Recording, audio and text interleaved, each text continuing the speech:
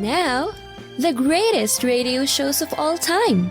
Suspense. The Shadow Node. Washington calling David Harding, Counter Spy. Classic radio theater. The Great Gildersleeve. Fibber McGee and Molly. Dragnet. Gunsmoke. The Lone Ranger. Now, step back into our time machine with your host, Wyatt Cox. Good evening, friends of the Inner Sanctum. An episode of the summer series presenting Charles Boyer, starring the renowned actor Charles Boyer.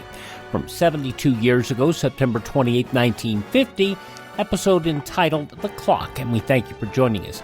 On this Wednesday, and you know what that means, this is the 28th day of September, 271st day of the year, and 94 days remaining in the year. Samuel Huntington, elected president of the Continental Congress on this date in 1779. American forces backed by a French fleet began the siege of Yorktown, Virginia during the American Revolutionary War. In 1787, the newly completed Constitution voted on by Congress to be sent to the states' legislatures for approval. Warsaw surrendered to Nazi Germany during World War II on this date in 1939. Germany and the Soviet Union agreed on a division of Poland after their invasion. In 1973, the ITT building in New York City was bombed to protest ITT's involvement in the September 11, 1973 coup d'etat in Chile. In 1987, The Encounter at Farpoint, the first episode of Star Trek The Next Generation, aired in 1987.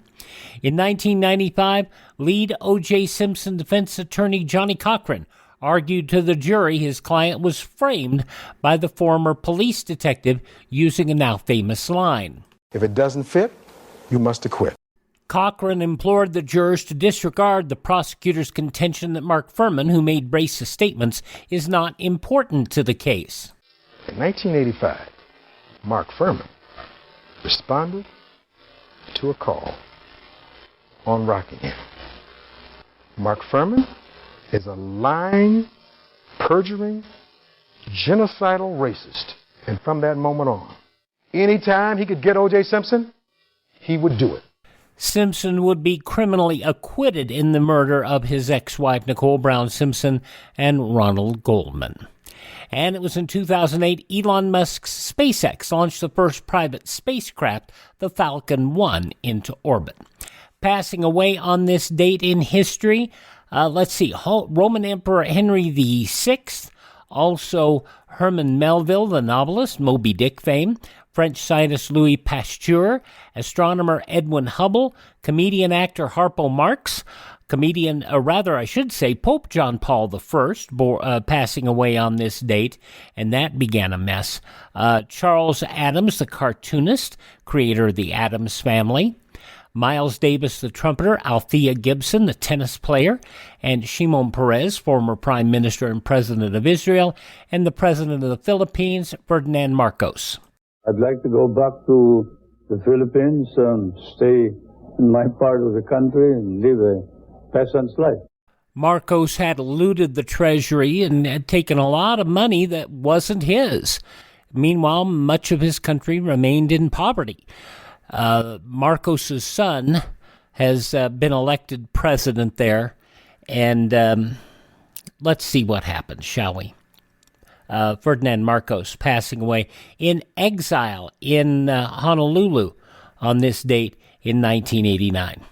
Born on this date in history, Ed Sullivan. And now, live from New York, 3, 2, 1. Now we got a real big show. Now here is Elvis Presley, the Beatles, Judy Garland, Barbara Streisand, the Muppets, the Rolling Stones, Carol Burnett, Louis Saxon-Armstrong, the Beach Boys, Sammy Davis Jr., Ella Fitzgerald, Flip Wilson, Red Skelton, Pearl Davis, Will Jordan, the Jackson 5, Jackie Gleason, James Brown, Joan Rivers, Jackie Mason, Jimmy Durante, Janis Joplin, and Topo Gigio. Oh, come on.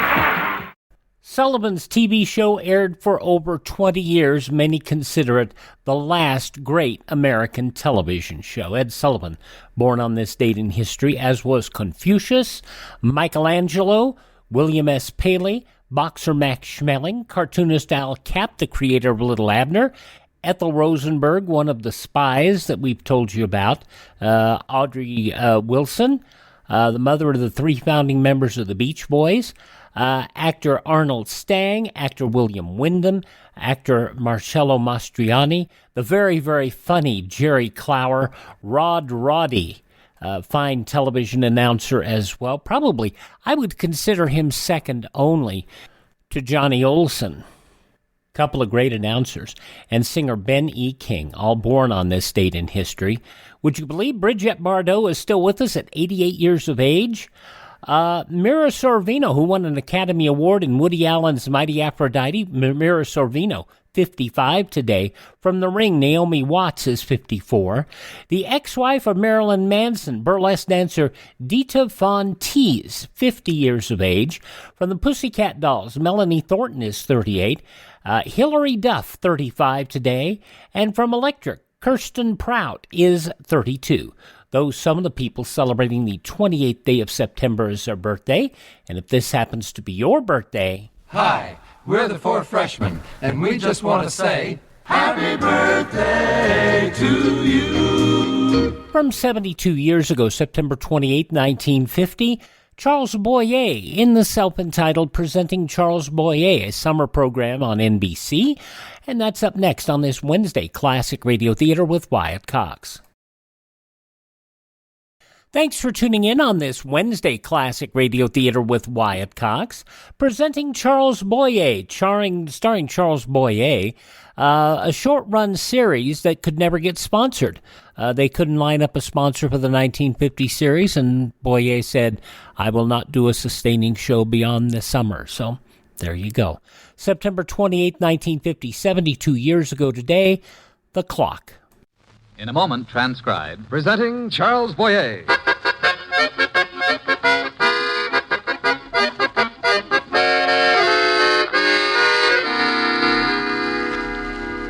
Vous qui passez sans me voir.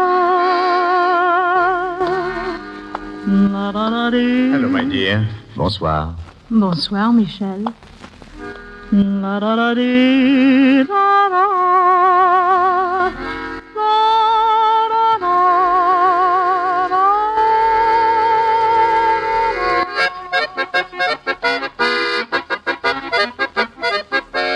National Broadcasting Company takes great pleasure in presenting Mr. Charles Boyer as Mishel. And who is Mishel? You would not ask that question if you were a born Parisian. For Mishel is pointed out as a living symbol of Paris as she ought to be. Impeccable, debonair, worldly without a hint of boredom, but instead an unmistakable lust for the good life. And the good in life is his golden fleece. He looks for it always. And always he manages to find someone with whom to share it. At the moment, his brisk footsteps slow on the Parisian sidewalk as he sniffs the tempting aroma of the cafe before him. He gently pats his pockets, which feel amazingly empty. But before entering, he tosses a coin to the girl who sings. Michel! Ah, Mr. Conway, I hoped you might be here. And a good thing, too, I should imagine. I saw you toss the money to the girl. So? So she sings while you starve. Starve? How can one starve in Paris? Look around you, Bart. Look at the beauty which is everywhere. Drink and eat your fill of it. And while you are so attractively engaged, I will order myself a small fillet of sole with the mussels and a white wine sauce. I really don't know what I did before you came into my life, Michel, before I started buying stories from you. You did not have time for all these delightful things you wanted, even in Paris, because you were constantly trying to find something new to write about. I have made all this possible for you. You're right. You know, Michel, I've been thinking a good deal about you. Oh, I'm flattered. I'd like to ask you a question, a personal one, and one that you certainly don't need to answer if you don't want to. Please do. You've been a most intriguing companion these past few weeks. You're a man who has obviously known a great many people, yet you are always alone. Your adventures have been crowded with faces, but it's you yourself that interests me. How is it possible for such a man to be alone? Not in your stories, Mishel, but in your heart. This is a personal question, Bart. I know. There's no need for you to answer. I would like to tell you. Possibly there is a little woman in Passy with 10 children? Somehow I doubt it. You know, I've been asked this question before, but not by a man, however. It was always a lady who suddenly said, "Who is it?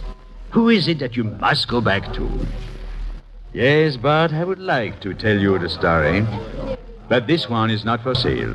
Really? Would it be asking too much of your imagination if I were to tell you that I am entirely alone as a result of one very small misunderstanding? I can believe that. Go on. It all concerned just 3 people. Or should I say 4? A woman, of course, another man, and myself. The 4th, well, the 4th was a clock. A clock is not a person. Possibly not. But to some people, a clock has a definite gender. There are many who feel that the AM has the dainty sound of femininity, and that the staccato PM shouts the authority of the male. I think I'm sorry I can't buy this one. You have a poet's feeling for this story. Your words are lush, but convincing. This is my own story, Bart, not for publication. All right. A clock may have its gender, then. In that case, we can think of this particular clock as a living thing. It hangs on the wall at the bend of a staircase in a little hotel on an estuary. It was within hearing of its gentle chime that 2 people, already quite in love, became completely in love. It all began, as things so very often do, at a cocktail party. I do not like cocktail parties, Bart, and I was more than bored at this one. I decided to get myself another drink. It was the only way I could stand it. As I got up... Would you mind getting me one, too? Oh, but of course, mademoiselle. What would you like? Champagne, thank See? you. As if you waved a magic wand. It's coming at this instant. Waiter! Here, please. Thank you. Won't you sit down? You were alone, and I'm sure I wanted to be alone just as much as you did. Why? Why? Oh, a lot of people, most of whom I don't know, none of whom care whether I do or not. The horrible knowledge that I wish I was home, and yet knowing that this is where I ought to be. But why ought you to be here? I'm told that one must make contact. Oh, for what? The theater. Oh, then you are an actress. Let's just say that I want to be. You mean nobody will have you? Not yet. But they will. You're very sure. Oh, I know. I'm very good. I'm sure you are, in every way. I didn't mean that. I worked very hard at my job, but as yet I've never had the chance to step on a stage. But I know I'm ready, and I'll get the chance. Don't worry. You know, oddly enough, I'm beginning to. I think I should like to engage you as my principal worry. Would you consider it? Well, it's the best offer I've had up to now. You're nice. What's your name? Mishel. What's yours? Solange. And I must go now. May I phone you? Oh, I'm afraid not. I've enjoyed this, Michelle, more than you know. But I'm going to be an actress, and until that happens, I just haven't time for anything else. But I must see you. It's very important that I see you. Why? Huh? Why? I don't know why, Solange. I really don't know, but it suddenly seems more important than anything else in the world. Thank you, Michelle. I would like to see you. But I can't. Not now. When, then? Supposing we say on my opening night, wherever and whenever it is.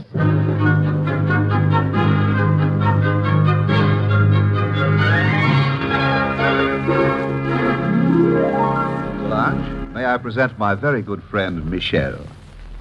How do you do? Mademoiselle, thank you for an evening in the theater which I doubt I shall ever forget. You're very kind. He is anything but. He is a disreputable rascal, and I warn you against him. Oh, high praise indeed from such a discerning critic. What form does your villainy take, monsieur? In this case, it takes the form of turning the conversation back into the proper channel, where it belongs, about you. I think you see what I mean, Solange. I'll leave you two for a moment. I'll be back and take you on to your party, but take care. The lovely Solange is in no danger, my friend. I was talking to you, Michel. I don't trust either of you. Hello. Hello. You were wonderful. Thank you, Michel. Oh, and thank you for keeping our date. I've never forgotten it for a moment. Isn't it strange? Neither have I. I knew you'd be here. Are you glad? Are you coming to my party? I'm going anywhere that keeps you in my sight. I'm afraid you've been carried away by the sound and fury of an opening night. No. As I watched you on that stage tonight, I knew that a star had been born. I knew that I was watching greatness, but I knew more than that. Did you? Yes. I knew that if what was happening to me happened to the rest of your audience, then all Paris would be in love with you tonight. Is that what happened to you? Incredibly. Yes. Beautifully. Electrically. Oh, unbelievably. To you, perhaps. To you, tomorrow. No. No, my dear. No, I know myself better than that. I'm no impressionable youth. My emotions are better trained than to leap at the sudden challenge. No, this has not happened to me before. Not like this. Then I'm glad. Are you? Think a moment. Tomorrow you will be the toast of Paris. All the glamour of your profession will be yours. You will have no need of me. It's not a question of need, Mishel. When I saw you again, when you walked in this dressing room tonight, something happened to me, too. Something I did not want to happen. Why? I have my work. I need all my time for it. I have friends, and I'm fond of them, but they leave me emotionally undisturbed, and that is the way I want it. Will you skip the party and have supper with me? No, Mishel, I won't. The party is given for me and by my friends, and I shall be there. I don't want you to come, please. And I don't think that I ever want to see you again. Good night, Mishel. And goodbye.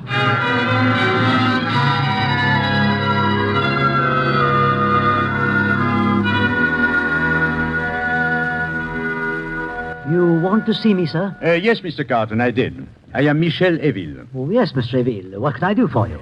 I have some very interesting ideas concerning the publicity and exploitation of your play, Velvet Memory. My dear sir, it is the biggest hit in Paris. I know. The point, Mr. Carton, is to keep it that way. Good morning. Oh, good morning, Claude. This is Mr. Eville, Michel Eville. Thank you. Mr. Claude Evanston, who heads our management group. How do you do? How do you do, sir? Mr. Eville is of the opinion that we need more publicity and exploitation than we have, Claude. Not more, Mr. Carton. Different. Better. He may be right. It's one thing to have a hit show, another to keep it that way. My words, exactly, Mr. Evanston. Do you want to disclose any of your ideas, Mr. Revere? Or do you keep those well hidden until you have signed a contract? Oh, I would be very happy to discuss several thoughts with you. It's quite simple. I believe that the entire barrage should be directed at Solange. She is the most exciting new star the theater has had for years. Paris must be made to love her even before they have had an opportunity to see her. She must be made an immortal. Her name must be coupled with Sarah Bernard and Chevalier. Oh, this is happening already. Among your friends, possibly, Mr. Evanston, but not to the world. Now, Broadway and London must know as much about her as you do. And how do you propose to accomplish this? Now you delve into the secrets of my trade. I shall have to ask you first to make a decision. I propose that you make me publicity director of your company. Your result will be that you will control the biggest star in the world. Pardon the interruption, gentlemen.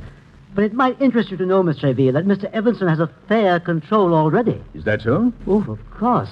He is not only the biggest shareholder in the company, but he has a far more important interest. I don't think that concerns Mr. Reville, Carton. On the contrary, if I am to do the job I should like to do, the closer I am to all members of this organization, the better. Including Solange? Including Solange. That's what I thought. I think it most advisable that you should know that Mr. Evanston and Solange are engaged to be married. Oh, well, how wonderful. You are indeed a fortunate man, sir. My congratulations. Thank you. Still want the job, Mr. Eville? More than ever, Mr. Carton. Why? Did you suspect that I had other motives?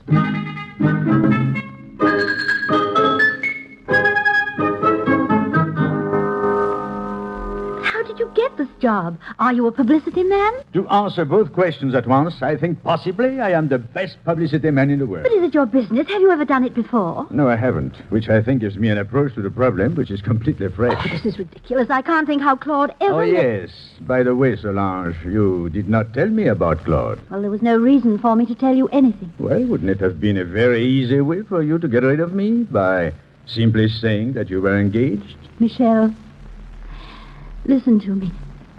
Unless you consider our relationship to be entirely professional, I I'm going to have to ask Claude to get rid of you. All right. It's agreed. From now on, it's business. Nothing but business. Fine. Nothing but business. Oh, just one more thing, Solange. What is it? When you are alone, be sure to tell all this to your heart. It may not have been listening.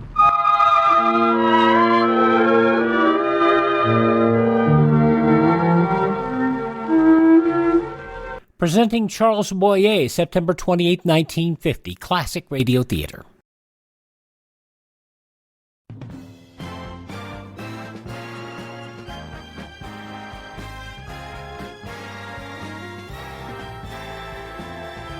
Thank you for tuning in to Classic Radio Theater with Wyatt Cox, an episode presenting Charles Boyer as it was originally broadcast Thursday, September 28, 1950.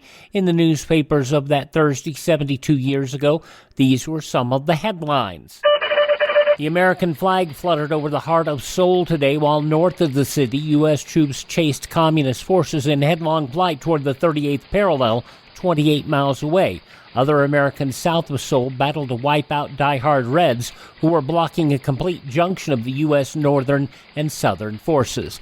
Meanwhile, North Korea has offered to make peace on terms under which the invaders would withdraw behind the 38th parallel, U.S. troops would pull back to the Pusan bridgehead, and the United Nations would supervise nationwide elections, that according to highly reliable sources. Non-American UN troops would occupy all South Korea except for the Pusan bridgehead, according to the sources. Former police captain Thomas Donnelly broke a 2-day silence yesterday to indicate that his sidekick, ace Chicago detective William Drury, was slain by gangsters because of his activity in exposing crime in Miami. Connolly, who's been under heavy guard since Drury was cut down by gang bullets Monday night, made a statement to State Attorney John S. Boyle. The ex-officer said he believed that Drury's death definitely was an outside job stemming from the enemies he had made outside of Chicago. 21 policemen, some of them top brass, ordered before Brooklyn's racket-probing grand jury yesterday in the first major cleanup move by Police Commissioner Thomas F. Murphy. Murphy took office Tuesday after a $20 million gambling ring scandal led to the resignation of former Police Commissioner William P. O'Brien. Coast Guard enlistments expiring between now and next July 9th extended 12 months yesterday by President Truman.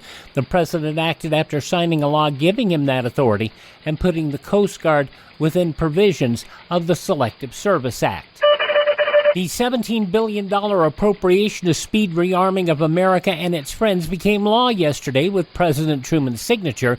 The aim of the measure is to get a running start on the job of making the free world too tough for Russia to handle. Celebrating her 100th birthday, Mrs. Martha A. Brennan of Worcester, Massachusetts, said, "When you're my age, you don't have much to look ahead to, but you have a lot to look back to. And that's fun, too." And those some of the day's top news stories as reported in the newspapers of Thursday, September 28, 1950, on your radio, presenting Charles Boyer, which continues now on Classic Radio Theater with Wyatt Cox. Oh, hello, Solange. You will meet me at 9 in the morning for your broadcast of Radio Normandy. Luncheon at Fouquet's with the television people at 1. Tea at the Ritz with the soap people from America at 4. Then rest. No date after the performance tonight. I know you're tired. Day of rest, Sunday. Oh,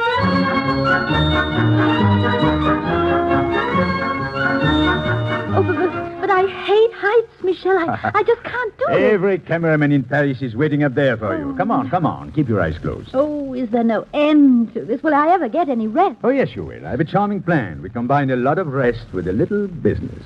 Remember?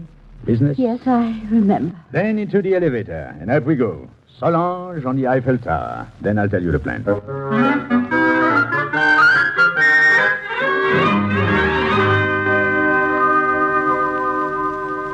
Press duck at the Tour d'Argent, and you are through for the week. If you really want some pressed duck. Oh, my dear, I never want pressed duck. I know 1,000 restaurants, but the Tour d'Argent it is. When we eat, we must be seen. And while we eat, I'll tell you all.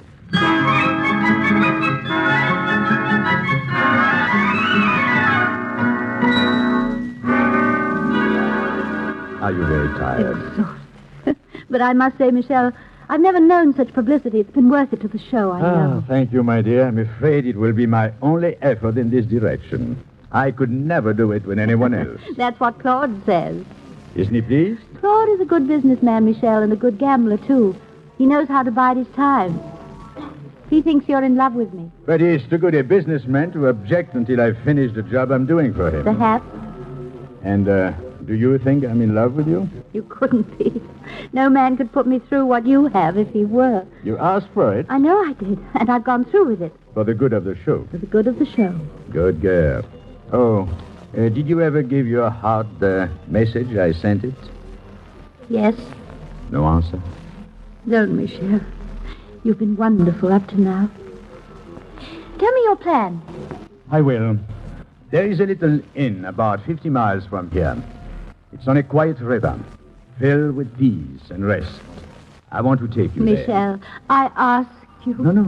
No, you don't understand. This is a different kind of exploitation. Pictures, lots of pictures.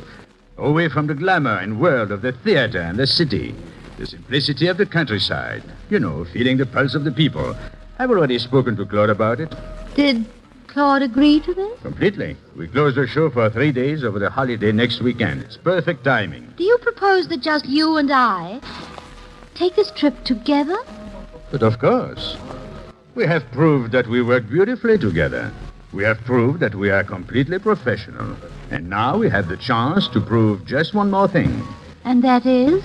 That our relationship forever will be strictly business.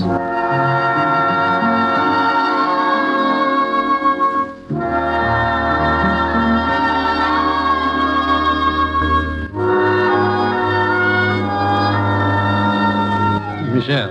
Yes, Bart? You were really in love with this girl, weren't you? I've just thought of something. Today is the 23rd, isn't it? Yes, it is. It is always on the 24th of this month, every year. What is? That we turn back the hands of the clock. Oh, I haven't told you about the clock, have I, Bart? But I will. Are you sure you won't let me use this yarn? Quite sure. If anyone ever writes this, it will have to be after 2 people are dead. And the clock stops running forever. I guess you really mean it.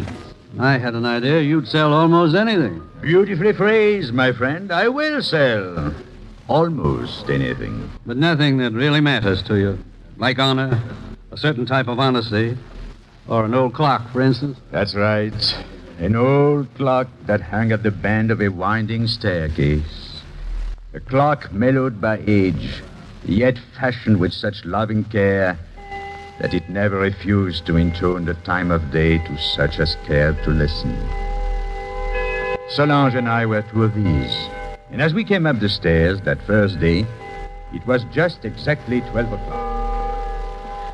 What a lovely sound. Listen, Michel. Yes, charming welcome from a very old host. I'm glad you made me come down here. From the moment we walked in, I've had a feeling of peace, of a special kind of security. It's what you need.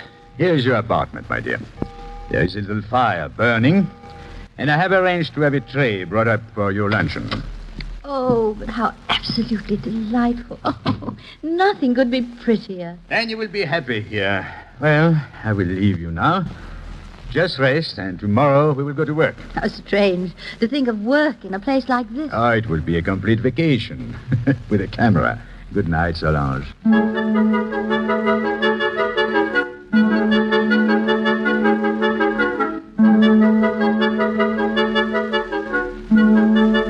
Good morning. Good morning. Oh, you look like an angel. At least I slept like one. Will this dress do? Oh, perfectly. We will photograph in color. Complete simplicity is the keynote. And I've had a picnic lunch packed. Delicious. And here is a little fishing rod for you. While I photograph, you shall try to catch me my dinner. September 28, 1950, presenting Charles Boyer on Classic Radio Theater with Wyatt Cox on a Wednesday.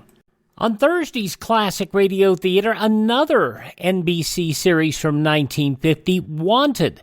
And I like these shows because they get to the real people who were involved in these crimes. The case of Gladys Tibbet Glasgow Stewart, Alvin and Gladys Stewart, both shot by a psychopathic murder in Oklahoma on October 12, 1939. However, it seems that Gladys had a past. We'll hear all about that on tomorrow's Classic Radio Theater. But now the conclusion of presenting Charles Boyer, 72 years ago, September 28, 1950.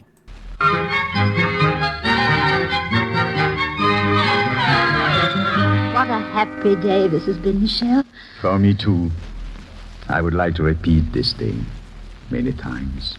Are you satisfied with the work that we did? Completely. This will present an entirely new facet of the character of Solange. Certainly will. One that she herself didn't know she had. Well, she can go to bed now and think about it. More work tomorrow. Thank you, my dear, for a perfect day. Good night.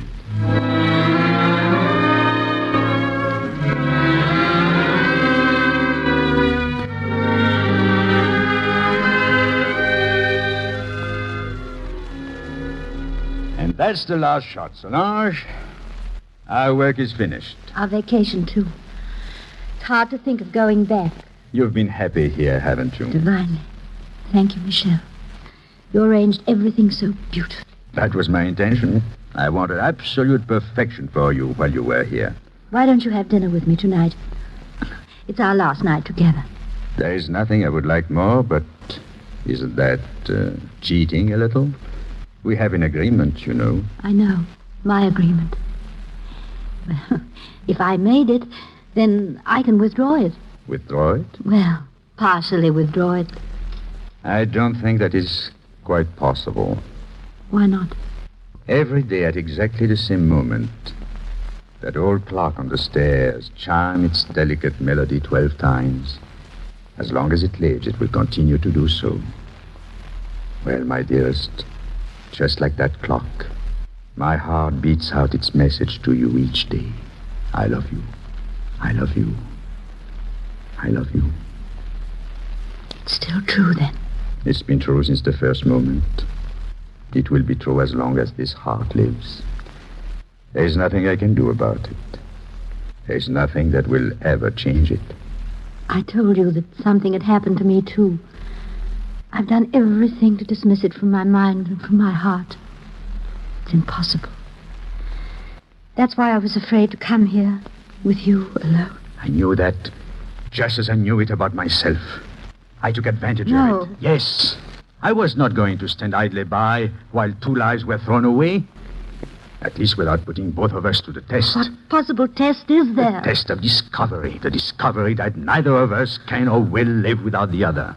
That's why I planned this trip. But Claude, he's been so much a part of my life. He has been kind and generous. Do you love him? He's been like a father, a family. He has guided me. Do you love him? He has made my entire career. Solange.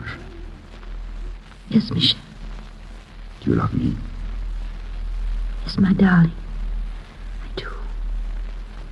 I do. That is the first time I've ever kissed you, my dearest.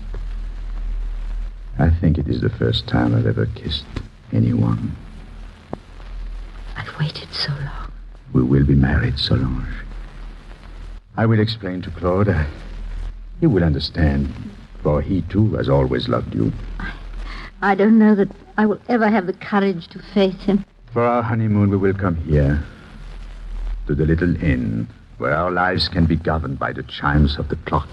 I think it was the clock that made it impossible for me to go on, Mishel. Those clear, sweet chimes insisted that I tell you the truth. I think that whenever shame or deceit look tempting to me, I shall always come back here and just listen.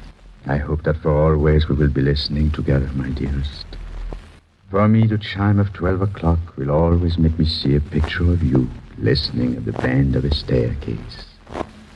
I love you, Mishel. I love the poetry of your thoughts and the tenderness of your words. I want more than anything in the world to be your wife. I shall spend my life making you happy. Beginning as soon as I can get to Paris and have my talk with Claude.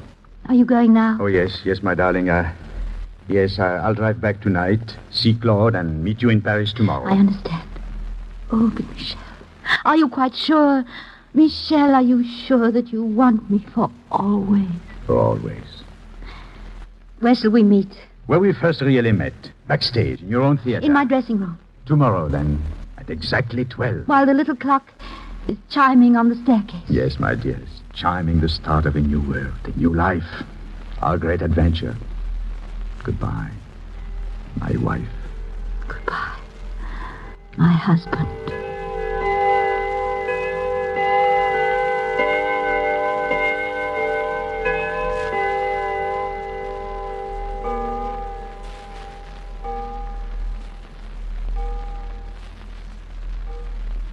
Good evening, Fernand. Good evening, sir. Ed, it looks as though everyone has left. Oh, it isn't midnight yet, is it? No, sir, about quarter after. Is Mr. Evanston here? I've been trying to find him. He was here today around noon. He left about 1 o'clock. Well, I'll have to see him tomorrow then. Guess it can't be helped. Then if it's all right with you, sir, I think I'll close up. I'd like to get home myself. Here you are, then, Fernand. Take this and get yourself a bite of supper. Oh, thank you, sir. I have an appointment with Mademoiselle Solange. She's waiting for me in her dressing room. We won't be long. Well, I guess maybe you'll have to see her tomorrow, too. What do you mean? Isn't she well? But she played tonight, didn't she? No, sir, she didn't. The understudy did very well, though. Fernand, where is Solange? I don't really know, sir. You see, at 6 o'clock tonight, she and Claude Evanston were married.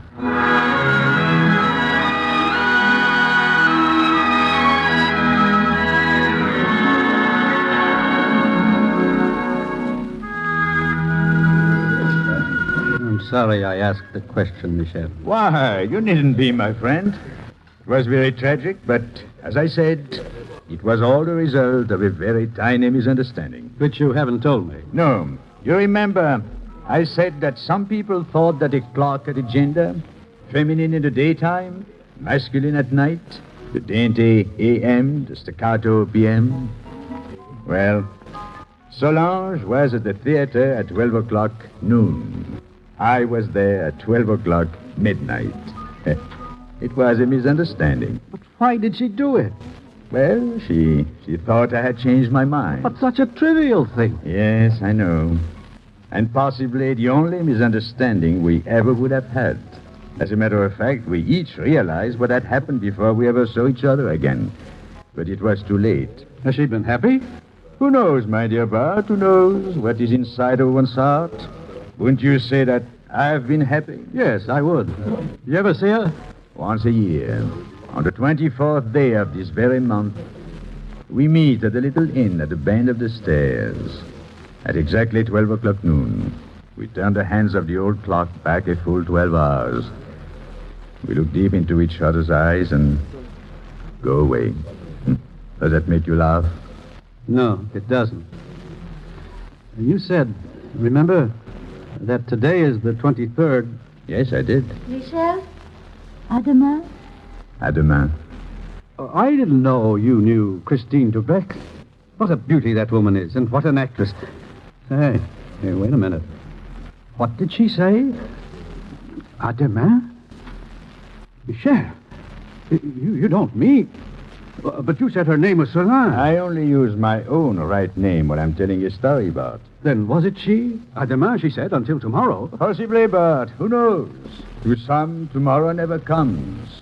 To me, there is always another. Each sweeter than the last. You still feel that way. What a man. You have a great philosophy. I have, my friend. One that makes tomorrow always a great adventure. Oh, say, tomorrow, for instance, at 5 o'clock. What happens tomorrow at 5? An event that can shake France to its very foundations. Or at least provide me with a most exciting new experience. Well, tell me, man, tell me. Oh, I will, Bart, gladly. But remember, that is another story. And for that one, $200.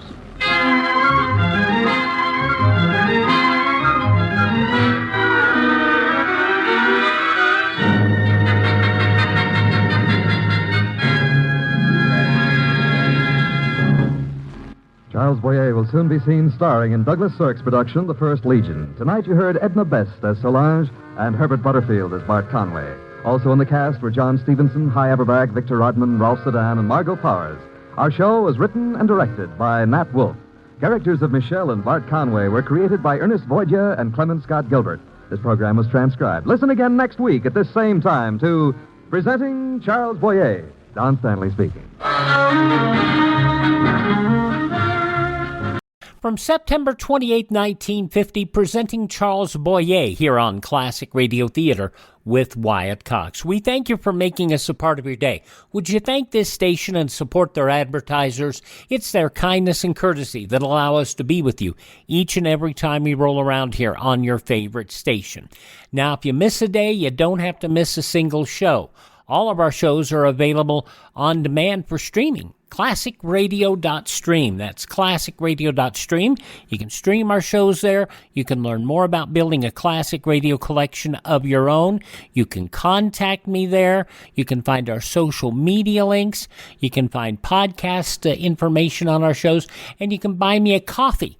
The Buy Me a Coffee link helps us acquire new classic radio collections from collectors to bring you here on your favorite station. Thanks for tuning in. Tell all your friends great radio shows are right here at this spot on the dial. Classic Radio Theater with Wyatt Cox on your favorite station.